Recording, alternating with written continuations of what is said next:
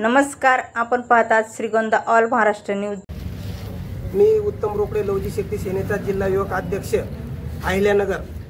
श्रीगोंदा तालुक्यामध्ये घरकुल लाभार्थ्यांना जे घरकुल मंजूर होतात त्या घरकुलामध्ये मोठ्या प्रमाणात गैरप्रकार झाल्याचे आमच्या निदर्शनास आलेले आहे।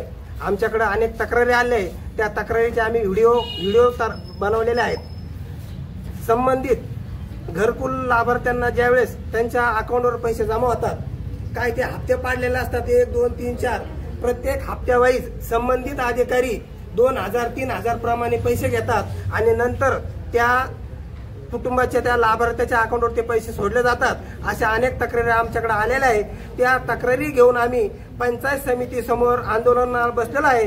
तरी मी आपल्या माध्यमांनुसार आपल्याला विनंती करतो की आपण ही आमची जी काही सर्वसामान्य लोकांची हाल अपेष्ट होतीये किंवा त्यांची पिळवणूक होतीये ही प्रशासनापर्यंत गेली पाहिजेत आणि लाभार्थ्यांना योग्य न्याय भेटला पाहिजे। त्यांच्या जे घरकुलांचे जे काही पैसे ते योग्य प्रकारे त्यांच्या अकाउंटवर गेले पाहिजेत, कोणी त्या ठिकाणी पैसे घेतले नाही पाहिजेत।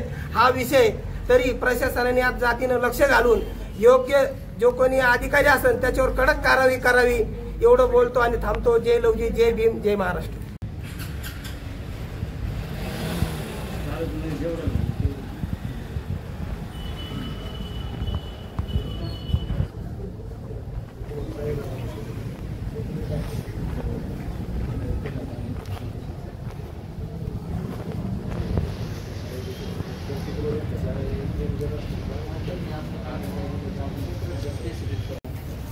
Passamos.